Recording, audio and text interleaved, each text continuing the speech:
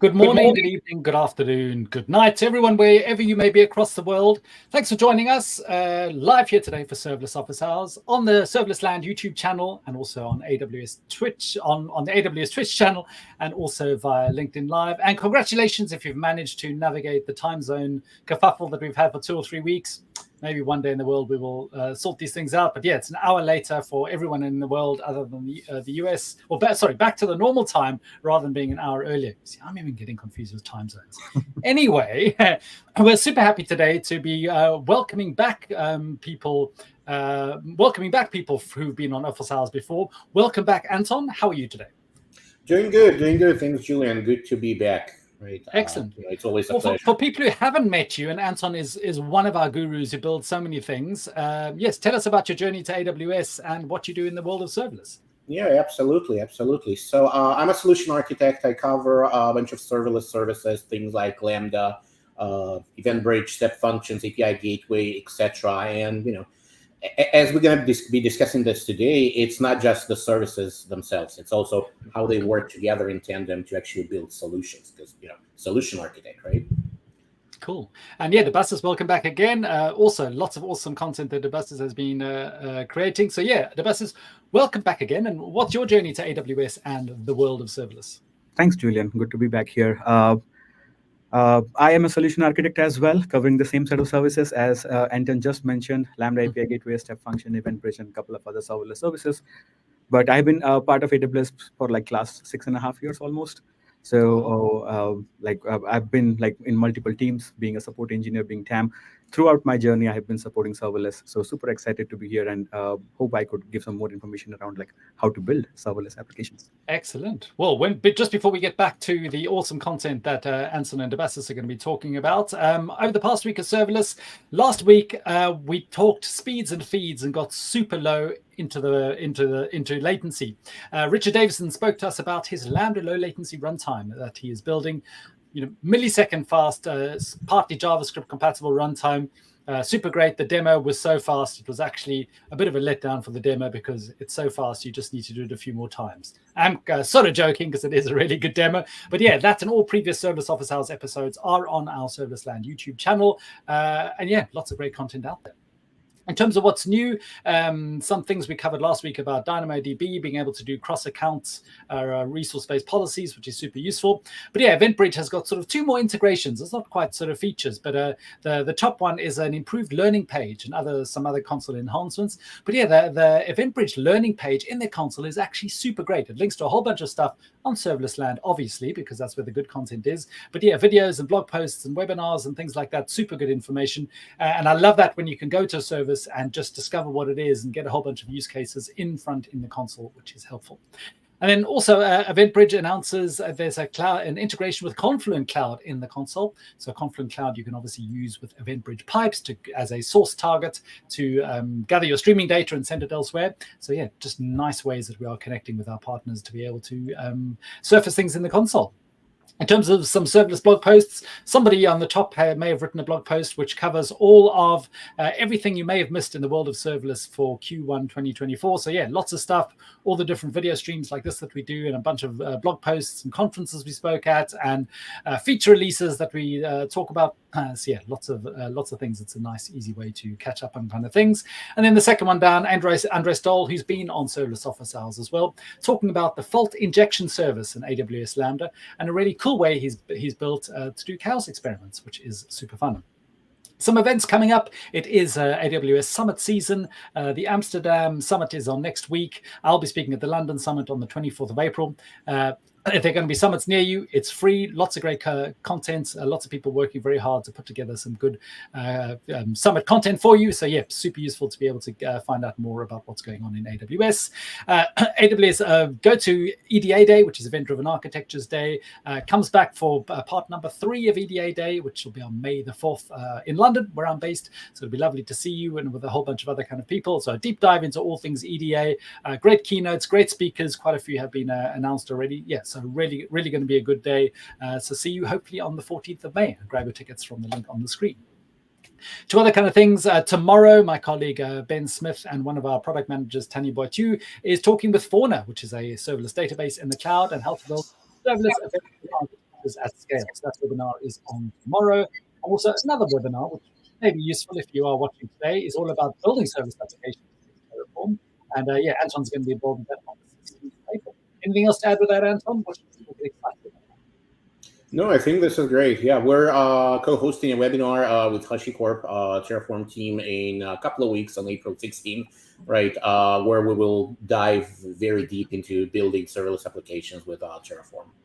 Cool, excellent. So yeah, you're getting a sneak peek of what it is today, but even more content will be available in 2 weeks' time.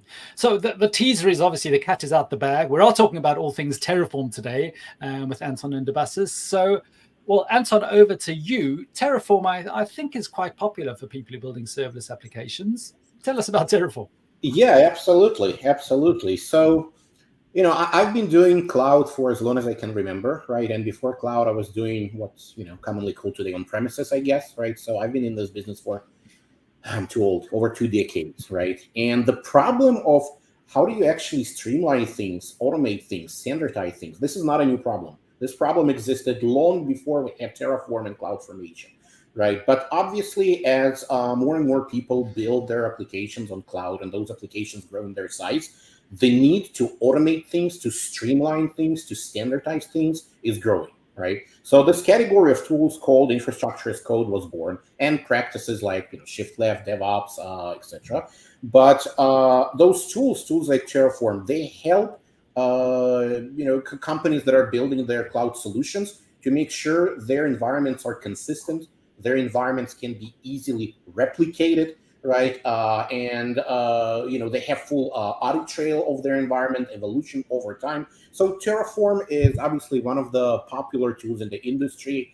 I don't think anyone today, you can find a person that haven't heard of Terraform, right? It's everywhere, right? AWS provides its infrastructure as code tools as well, CloudFormation, right? And SAM and CDK, this is a serverless office hours, so SAM and CDK are great tools for when you're building serverless applications. But we do see that as customers, especially adopting this multi-cloud approach, when they're looking for a tool that would actually spawn multiple clouds, right? Or, occasionally not even clouds, right? Just generic tool for provisioning generic resources, Terraform becomes very popular in this regard. Sounds good. Yeah, I know. I mean, Terraform is really popular. And the nice thing about Terraform is because it covers all resources, and not even among clouds, but on-premises works, on-premises things. If you're using other virtualization technologies, or configuring storage, or you're configuring networking, it's a tool that you can sort of one tool to rule them all. It's an interesting thing because it's more of a philosophy question, right? Because we call this category of tools infrastructure as code.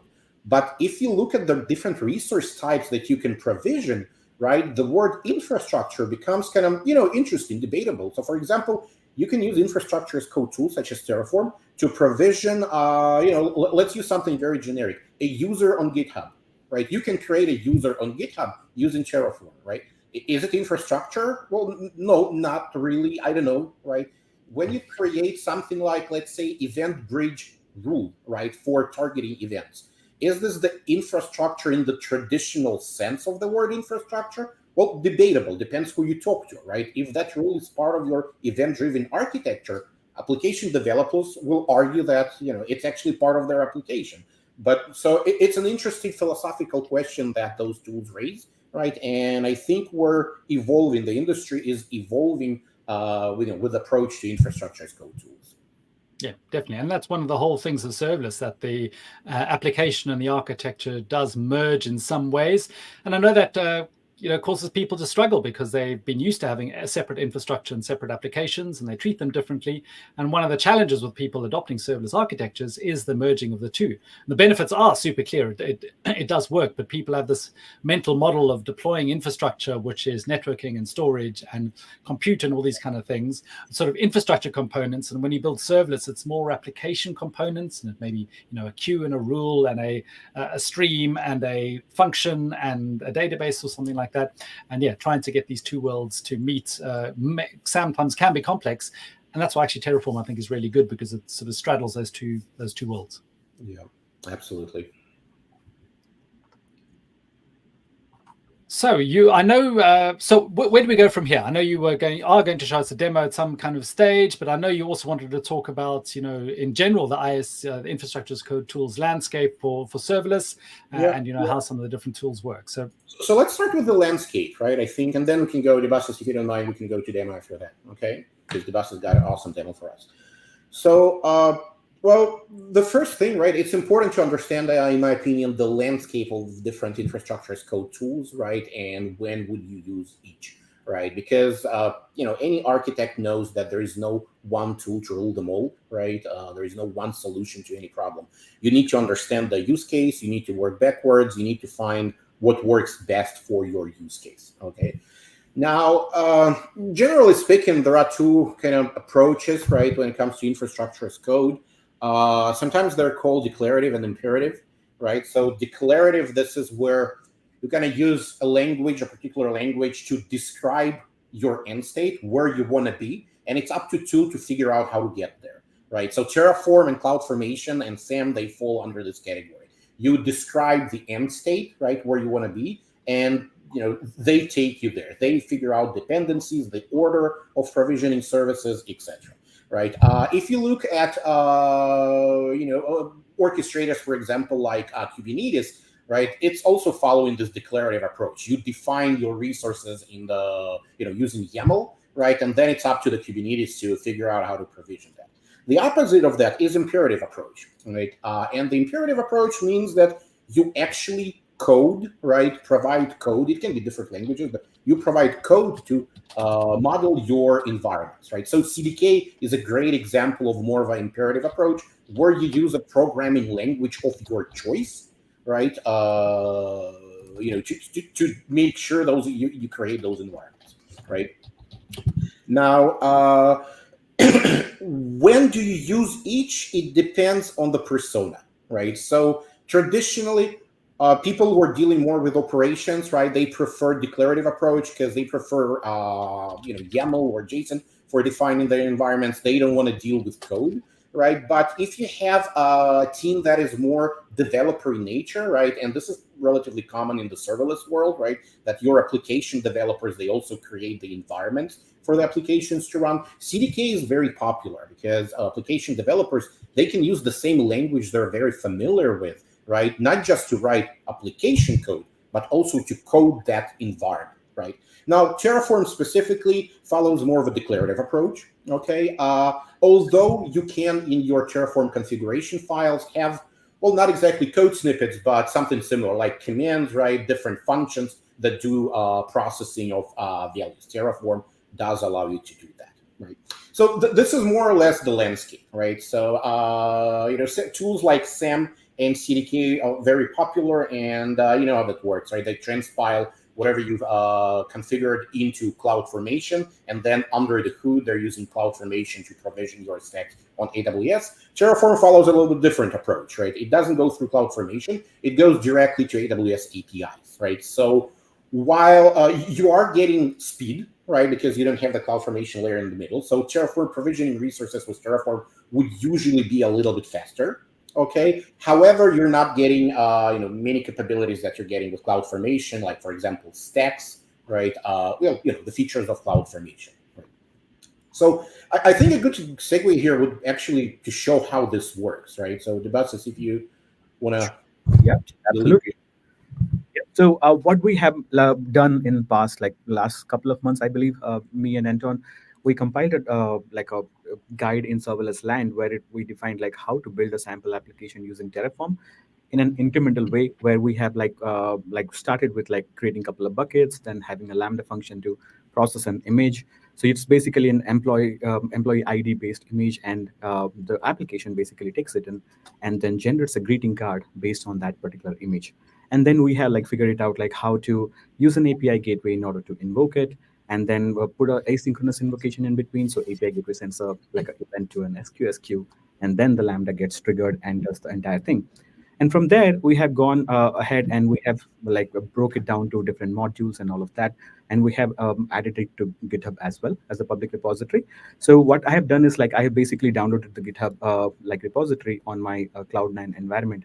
And I have the demo ready for you. So I'll go ahead and share my screen. and we can take a look at that and how the things are built. Excellent, Debasis. I will add that up, but just quickly, we do have a question. Of course, we're live here with Office Hours, so please send us your questions and comments. We'd love to hear from you. Matthew Wilson, awesome to see you again. Matthew, we've spoken at a few conferences together, and Matthew is great. I've started on a new project for a client that wants to use Terraform. As a CDK user, I'm missing the higher level constructs and helper functions for granting permissions. Any similar options with Terraform? What would you I can take that. I can take that. So yes, I can definitely relate to this question. Okay, Terraform, when you start working with Terraform resources, you feel, especially after using CDK, which does a lot of magic for you, you feel a little bit bare bones, right? So you need to build those policies and execution rules and associate them together on your own, right? While I'm not familiar with anything that does that at a level, CDK allows you to do that, right? Because CDK does magic in this regard, right? There are open source projects that actually provide higher level constructs for our serverless resources. So one of them, I was planning to talk about it a little bit later today, but one of them is serverless.tf. It's literally called serverless.tf, and it's part of open source project AWS Terraform modules. If I recall correctly, last time I checked, it had over like 120 million downloads just for the serverless stuff. But the idea is it's an open source, like community managed. It's a collection of Terraform modules that encapsulate most common functionality. So instead of going bare bones and just creating resources, right?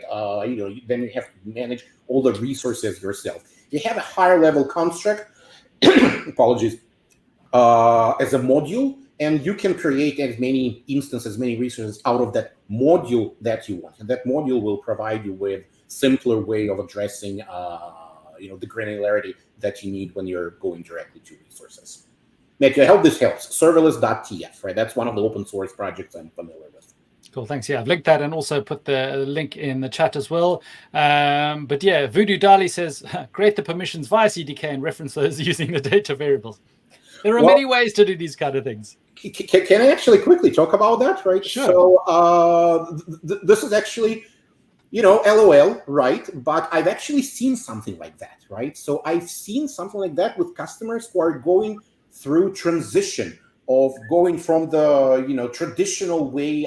Sometimes they call it legacy, but let's keep it a traditional way of doing things, where there is an infrastructure team that manages everything besides application code, and developers only manage code. So I've actually seen customers where infrastructure team is using infrastructure as code tool to create those permissions, to create, let's say, execution roles, right? That will allow Lambda function to access SQSQ or what's not, right? And then application development team uses a different stack or different infrastructure as code stack configuration and actually import those as variables. So I've actually seen this in action, and it worked great for them. They were happy with that as a transitional phase, right? Not as an end solution, but as something transitional phase.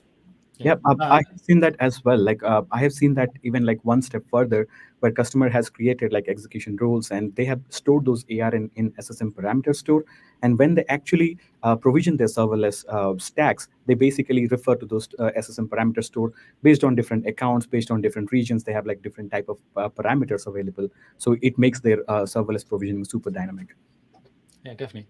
And of course, CDK, you can do these kind of things. But Daniel Abib, a friend of Serverless Office Hours, Terraform and SAM, love SAM equals success as well. Yeah, these are also different ways to do kind of things. If you're unaware, you would think that Terraform and SAM are competitors, and they are in some ways. But SAM has got some really great developer tooling with the SAM CLI that you can use, and you can actually use the SAM CLI with Terraform applications. So if you've got an application defined in Terraform, you can actually use SAM to local test and debug it as well. So best of both worlds may help you out. Sorry, Debasis, you were going to bring up your screen, and then I didn't add it. Let's go with the screen share. Give me 1 second. Yeah, no, thanks for your questions and comments. Lakshmi Prabhakar Kopolu, apologies if I messed up your name. I can't quite remember what the great news was, but let's just say that all the news was great news. So thanks for joining us via Twitch. Yes, we can see your screen. Perfect. Should I zoom it in a little bit? If you can, for us older people who haven't put our glasses on yet.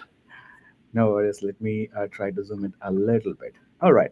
So Okay, so right over here, there is a sample picture of the workload that we are going to take a look at today. Let me like zoom it out a little bit, but it's a very simple serverless application where I have like a couple of S3 buckets which I'm using as a storage. Then I have a Lambda function that will basically process the image that I'm going to store it in the S3 buckets. And then I have like a Lambda, sorry, I have an API gateway and an SQS queue in between to facilitate the like asynchronous processing. So let's take a look at like the project structure over here, right? So we have a basic folder structure over here. And then if you look at over here, there are a couple of more folders inside building serverless application with Terraform root folder. They are like Lambdas and then Terraform.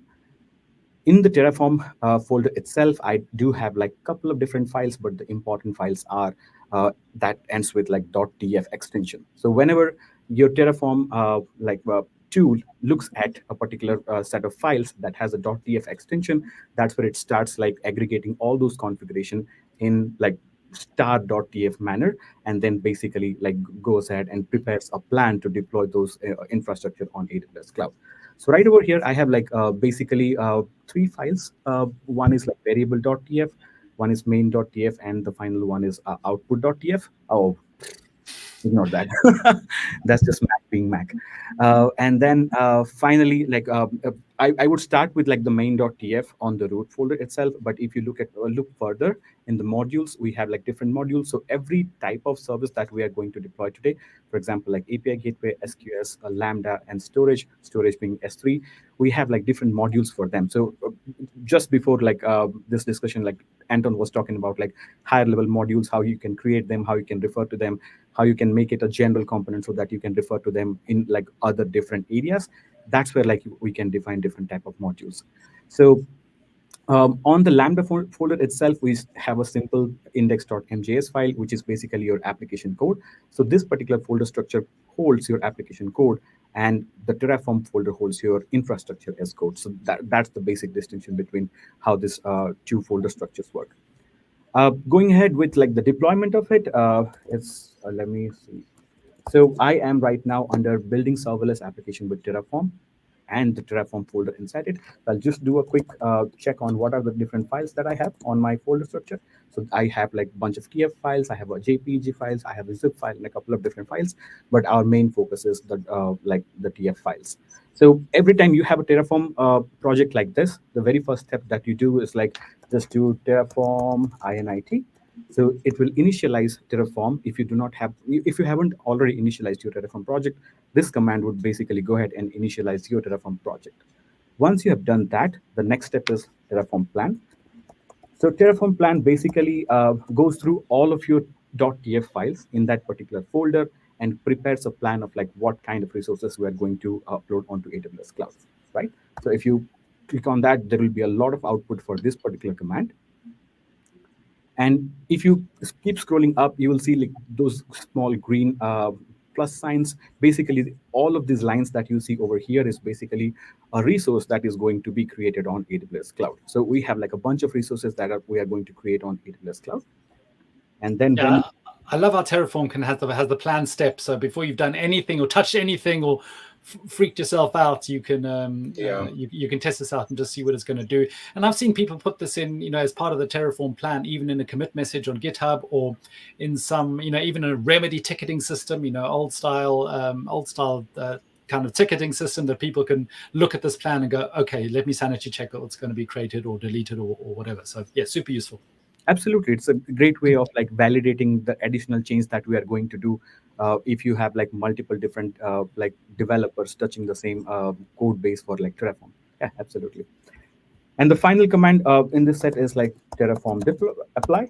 I keep exchanging it with like SAM deploy, but it's Terraform apply. But yeah, right over here, if you hit Terraform apply, it's going to basically go over all the Terraform configuration in that particular folder, and it will ask you for your permission if you want to like avoid this particular step, and if you want to like automate it. There are other options available with Terraform apply that will not ask you for a permission, but I like to have it under a little controlled environment.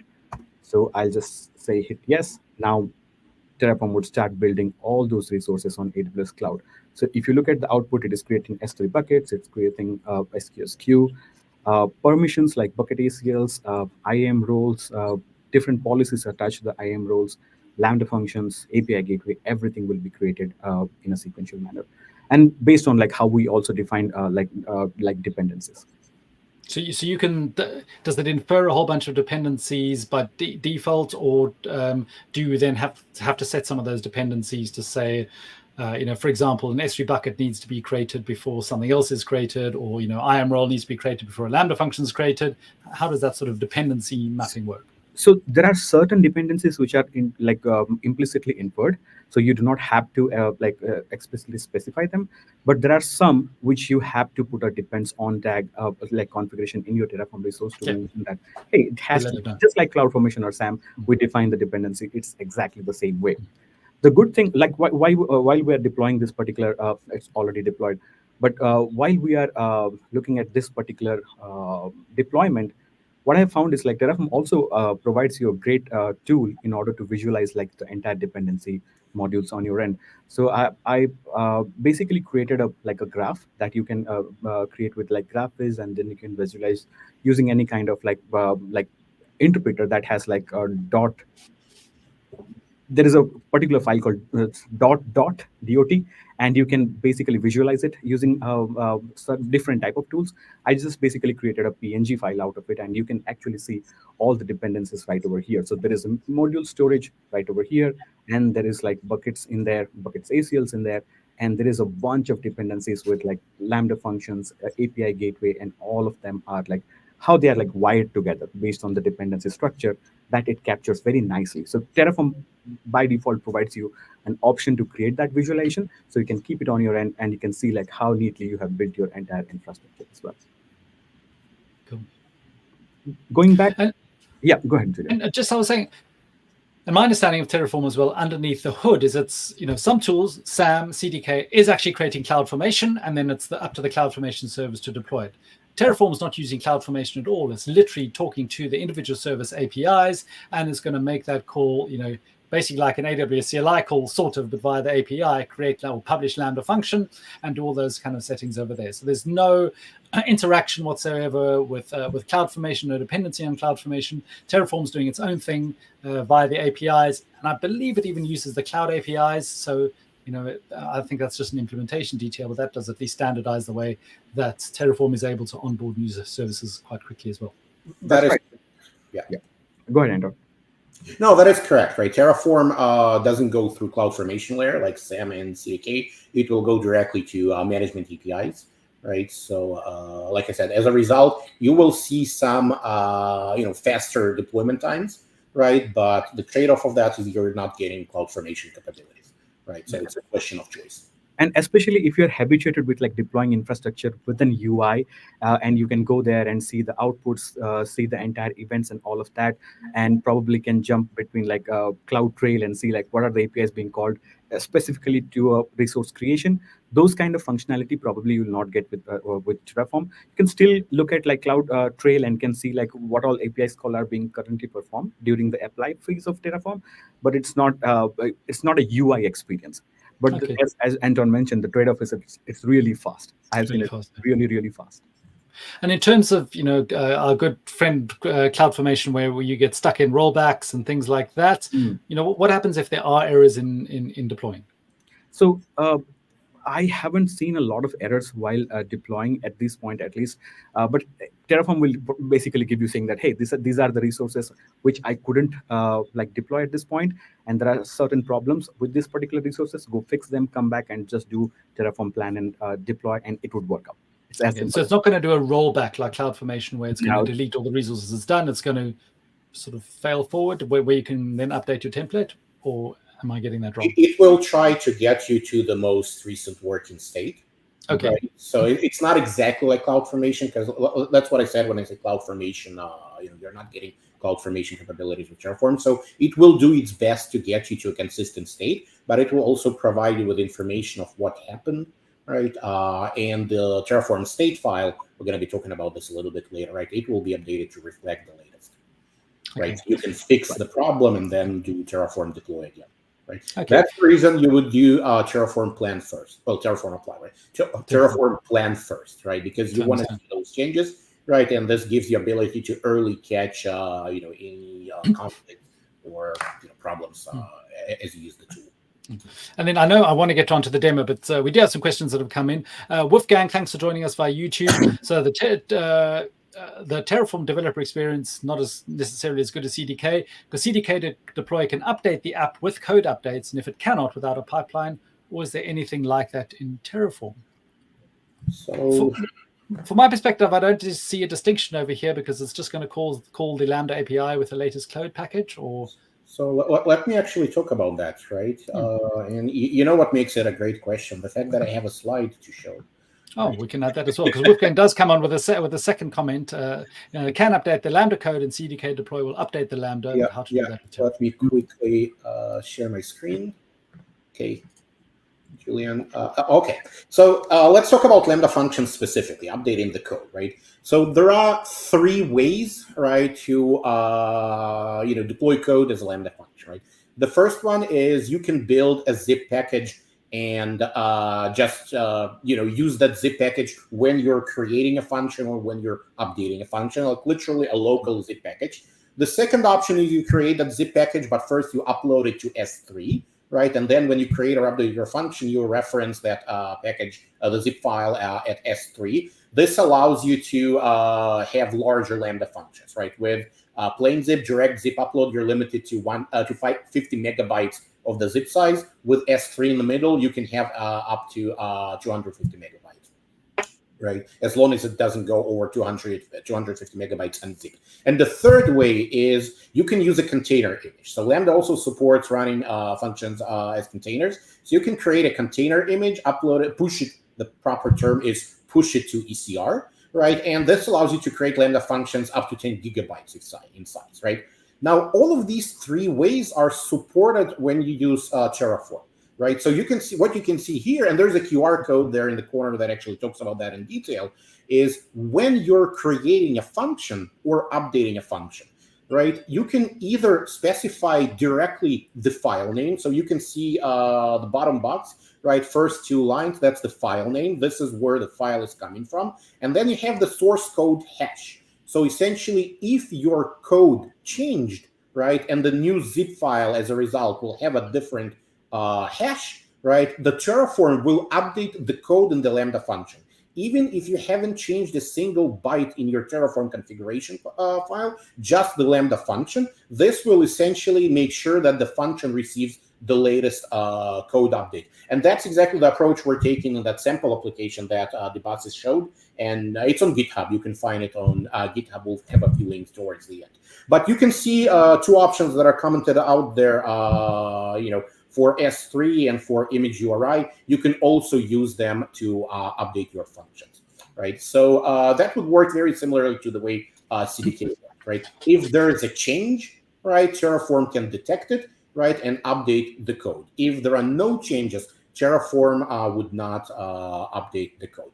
And you can actually force it to update your function code, to always update function code with the latest package, regardless whether there was a change or not, right? There's a way to force it. Essentially, well, in a nutshell, you just say you use something like timestamp as the your update parameter, right? So if timestamp changed since last deployment, update the code. And since timestamp will change every single time that you deploy, your function code will be updated every single time. So you can definitely update your function code with Terraform as well, even if no other resources have changed. Cool, thanks, Anthon. Yeah, Debasis, back to you. And sure, yeah, absolutely.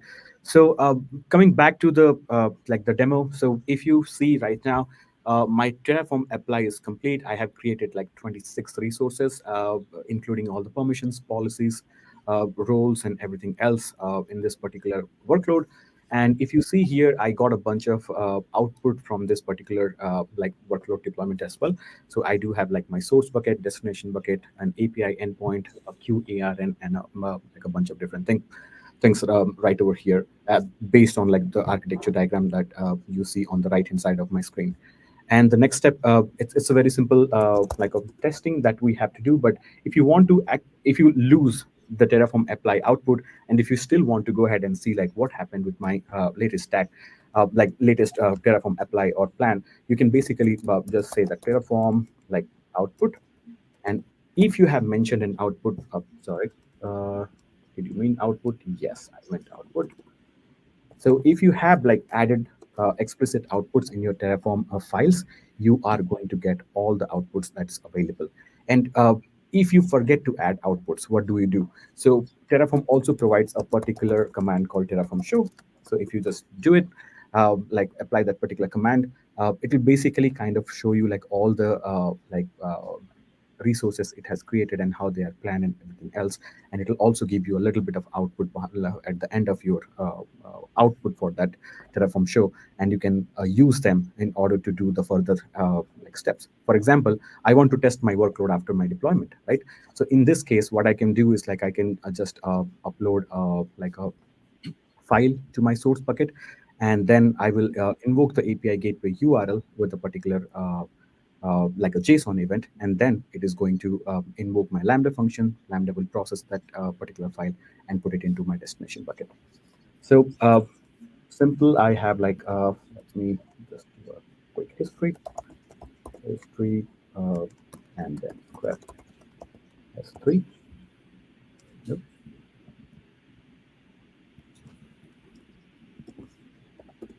And I do have like a couple of S3 commands. I have a hard time remembering them, but yes. I will basically take this S3 slash, and then I will use my source bucket, which is SRC bucket, followed by a random number. And that's how we have created. So Terraform also has a random provider. You can use that random provider to suffix your S3 bucket names with some random variable. So those are the intrinsic functions that Anthon was referring to during your initial discussion. So basically, that's exactly what I've used in here to create a bucket with a random name right over here. So I just uploaded a particular like image. It's called cat_453547.jpg.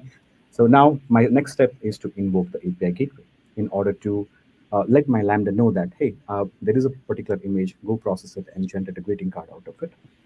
So let me just do another history and get my curl commands. So I do have a curl command right over here.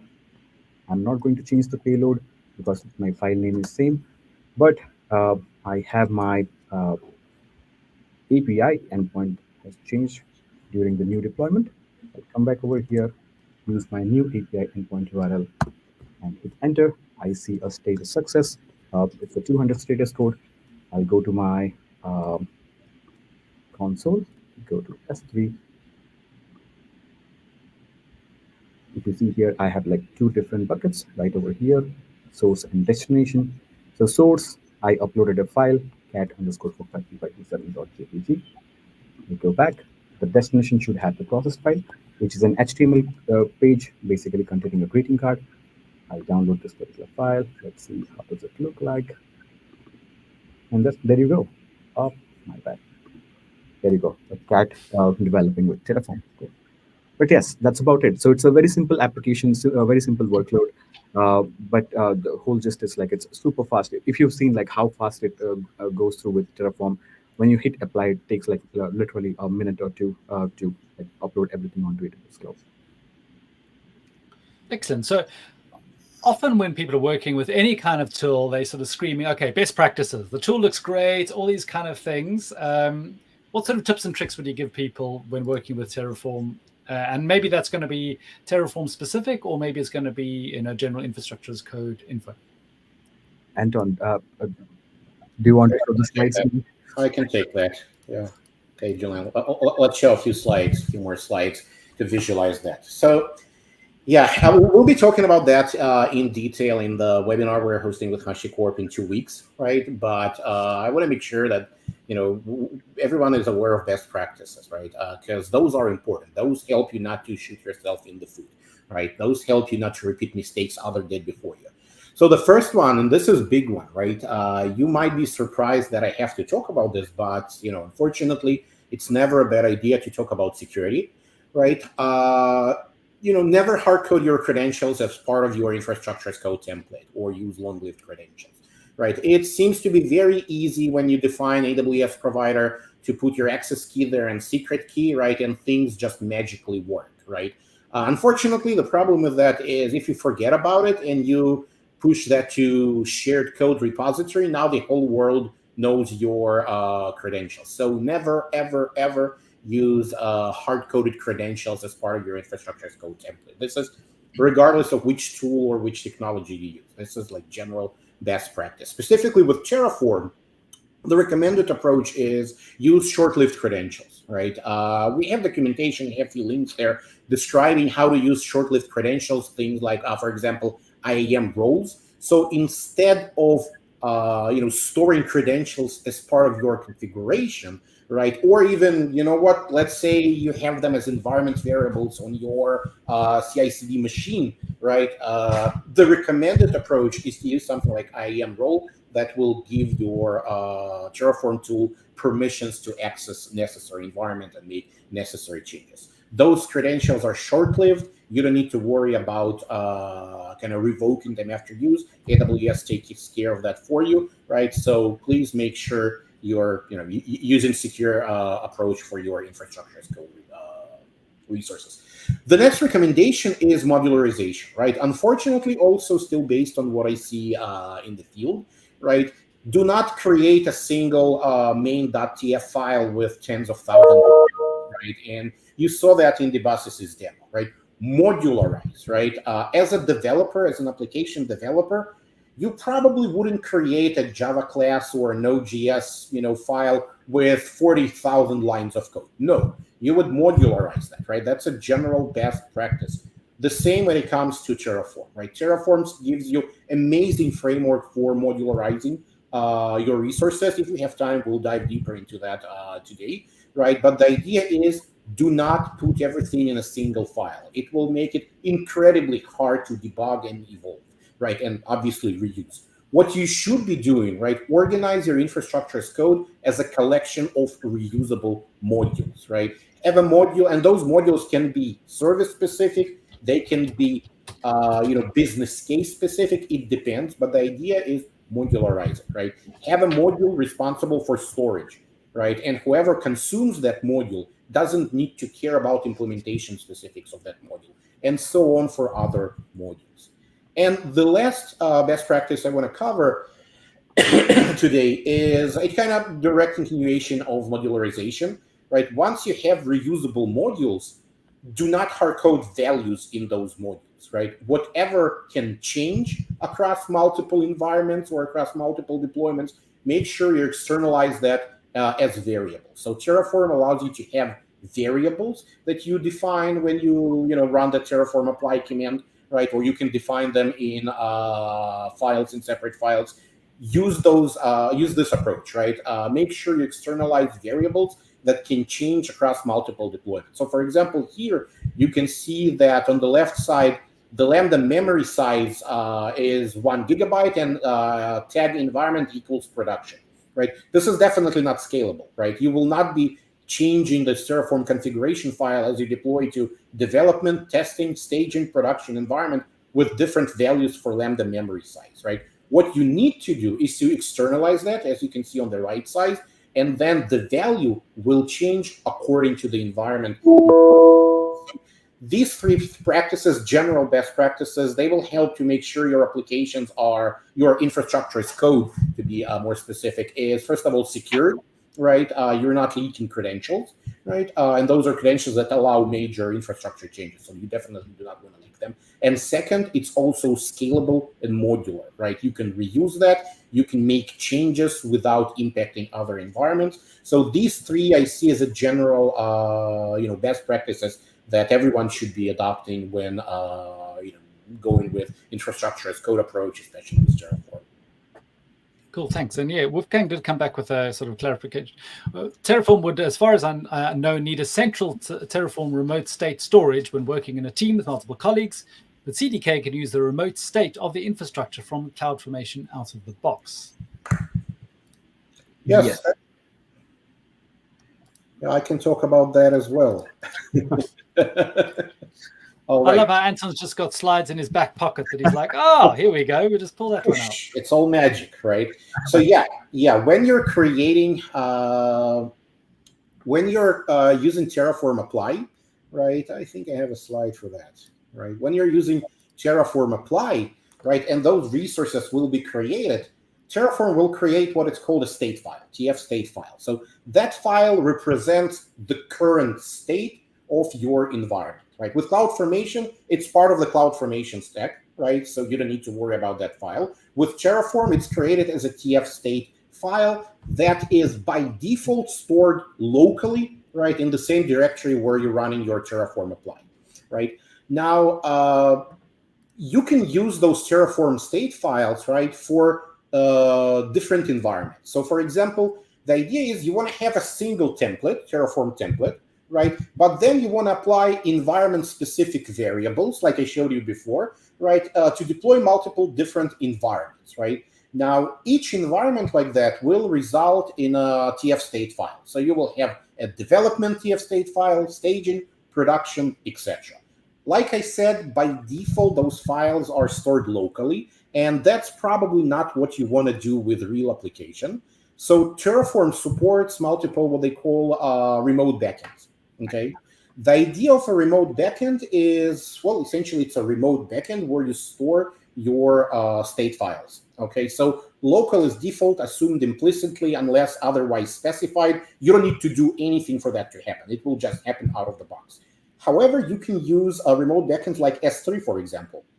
So you can see on the right side, you can define a backend called S3, and there you can have a bucket called, my bucket with key name, whatever, with region, and essentially Terraform will store the TF state file in that particular bucket. Now, S3 is just one of the examples. You can also use Terraform Cloud, right? HashiCorp Terraform Cloud, right? If you want, they support that as well.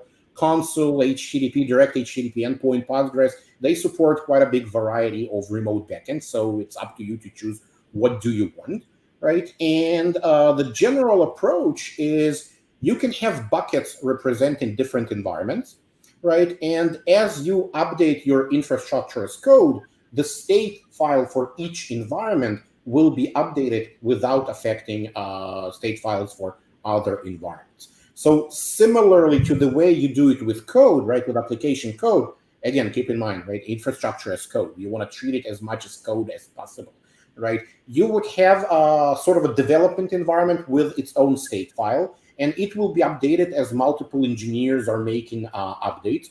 Pull request, exactly the same workflow if you have multiple engineers working on the same piece of code in your application, right? So that TF state file will be representing the development environment, and it will be affected by multiple people pushing their changes to source control, right? At a particular stage where you say, you know what, I'm happy with whatever I have in my development, I want to promote it to staging, right? A snapshot of that infrastructure as code will be ran by your CD workflow with, this time, with variables representing staging, right? So your staging environment will be reflecting whatever the latest state you have in your development environment, and so on, right? This way the process continues. But yes, for each environment that you want, you would usually have a separate backend, right, representing that environment.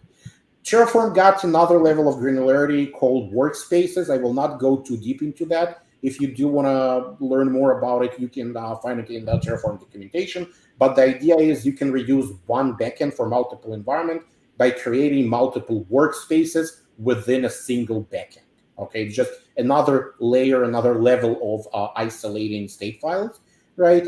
Here specifically, we're talking about using different backends, right? Because those backends are as simple as S3 buckets, right? Nothing fancy about them. Cool. And just time is fastly running out. We could spend hours talking about this, which is great. Sort of two and a bit other things I want to talk about is I know testing is obviously important, how one tests serverless applications with Terraform, and then also, the next stage of when you're using observability for the cool observability that you need. Yeah, Debasis, you want to talk about testing? Absolutely. I do not have the test set up on my new environment that I created for the demo, but it is exactly like the way we tested for SAM application that we built with AWS SAM. So AWS SAM as a CLI, it provides a separate hook called Terraform hook, right?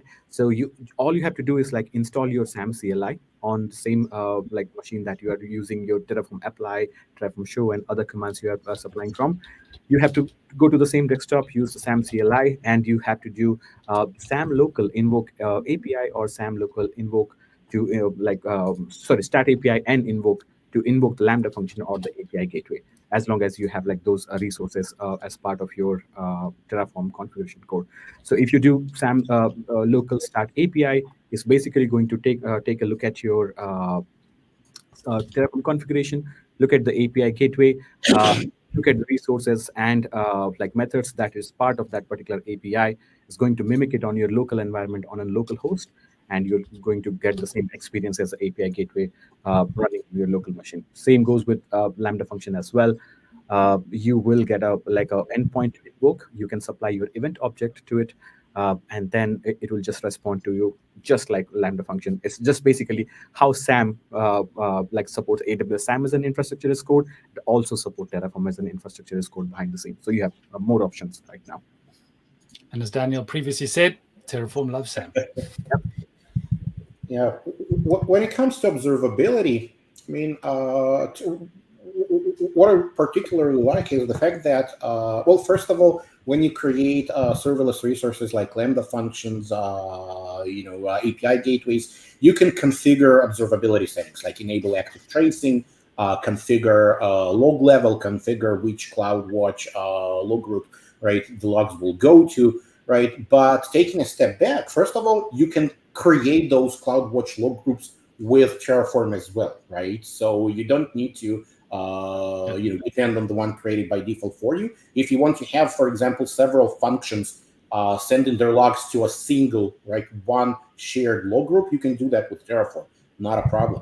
The big part that I like about observability is this is something that I've seen many times taken for granted, is when you as an engineering team, you're developing an application, right, and you're deploying that application through infrastructure as code, you're thinking about embedding security into that. So obviously your application will contain things like permissions and roles, etc. But you can also embed observability into that infrastructure code as well. So as part of the deployment, you can actually create CloudWatch dashboards and charts, right, showing the operational perspective of your application. So whoever is deploying your application, maybe you're providing that as a product to your customer, right, and they need to deploy that application.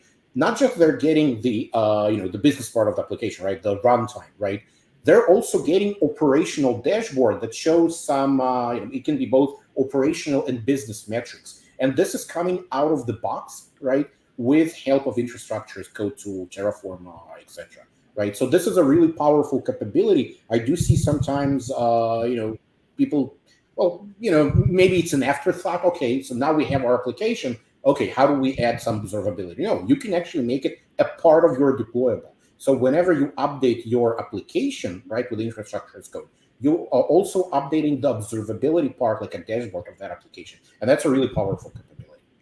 Yeah, and that's, as we were talking earlier, serverless, brings together the infrastructure and the application, and bringing the observability of the infrastructure and the application as well in one place is also super useful, because you can just deploy that as an artifact with all the good observability built in. That's correct, and it's not like, I would emphasize this again, this is not just operational metrics like concurrency and latency. No, you can also use this for business metrics. Number of orders placed in the last hour, right, something like that. It can also be business metrics.